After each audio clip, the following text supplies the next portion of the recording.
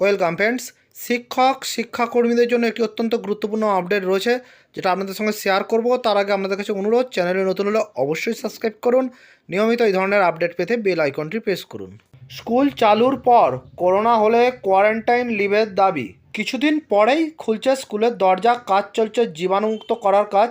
নবম থেকে দ্বাদশের ক্লাস হবে। স্কুল চলাকালীন শিক্ষক বা শিক্ষাকর্মীদের করোনা হলে সরকারি কর্মীদের মতন কোয়ারেন্টাইন লিভের দাবি উঠল। 16ই নভেম্বর থেকে শিক্ষা প্রতিষ্ঠানে পঠন পাঠন শুরু।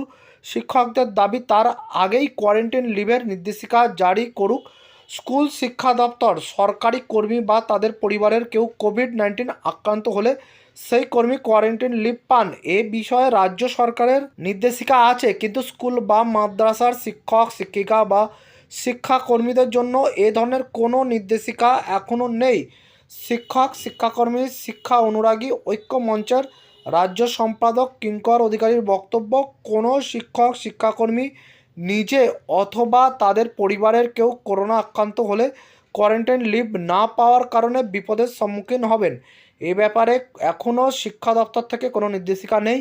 আমাদের দাবি সমস্ত শিক্ষা প্রতিষ্ঠানের সঙ্গে যুক্ত শিক্ষক ও শিক্ষাকর্মীদের ক্ষেত্রেও একই নির্দেশিকা জারি করুক শিক্ষা দপ্তর। শিক্ষকদের আরও বক্তব্য, অসুস্থ অবস্থায় কেউ স্কুলে আসতে বাধ্য হলে তার মাধ্যমে অন্য শিক্ষক শিক্ষাকর্মী তো বটেই, ছাত্রছাত্রীদের মধ্যেও সংক্রমণ ছড়িয়ে পড়তে পারে। প্রধান শিক্ষকদের সংগঠনের তরফে চন্দন মাইতিও শিক্ষকদের জন্য কোয়ারেন্টাইন লিভের নির্দেশিকা জারির দাবি জানিয়েছেন।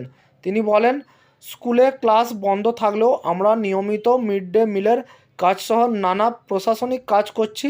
এবার ছাত্রছাত্রীরা ক্লাস করবে, তাদের স্বার্থেই শিক্ষক ও শিক্ষাকর্মীদের কোয়ারেন্টাইন লিভ চালু হওয়া উচিত। সুতরাং দেখলেন যে শিক্ষক বা শিক্ষাকর্মীদের দাবি কোয়ারেন্টাইন লিভের।